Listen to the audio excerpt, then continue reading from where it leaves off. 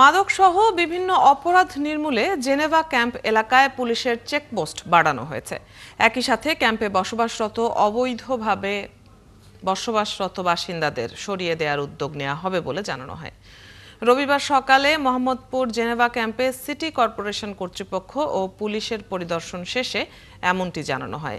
City কর্পোরেশনের আঞ্চলিক নির্বাহী কর্মকর্তা সাদিকুর রহমান ফুটপাত দখল করে বসানো অবৈধ দোকানপাট দ্রুত সময়ের মধ্যে সরিয়ে ফেলার নির্দেশ দেন।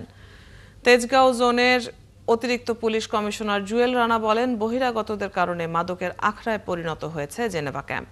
ক্যাম্পে অবৈধ 25,000 ভাড়াটিয়া বিভিন্ন সময় অপরাধের সঙ্গে জড়িয়ে পড়েছেন। তাদের নির্মূলে পুলিশি অভিযান বাড়ানো হয়েছে বলেও জানান তিনি।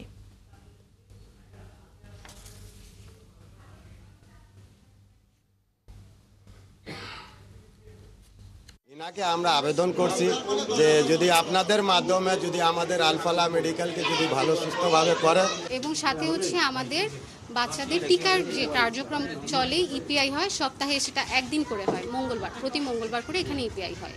ঠিক আছে, এখন যেহেতু টাইফয়েডের ভ্যাকসিনের একটা হচ্ছে কার্যক্রম চলছে, এই জন্য এটা হচ্ছে গত 1.5 মাস ধরে চলছে। এখানে একটা মেডিকেল ফ্যাসিলিটি ভালোভাবে দেওয়ার ব্যবস্থা করা যায় কিনা। এখানে একটা মেডিকেল ফ্যাসিলিটি ব্যবস্থা আছে, কিন্তু সেটা অত্যন্ত নাজুক।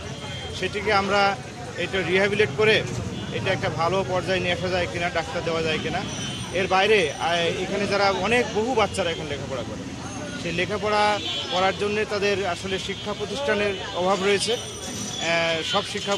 সব বাচ্চারা সব ভালো স্কুলে ভর্তি হতে পারে না। একটা স্কুল এখানে আছে, এই স্কুলটার যে বিল্ডিং সেটা আরও একটু যুগোপযোগী করা যায় কিনা।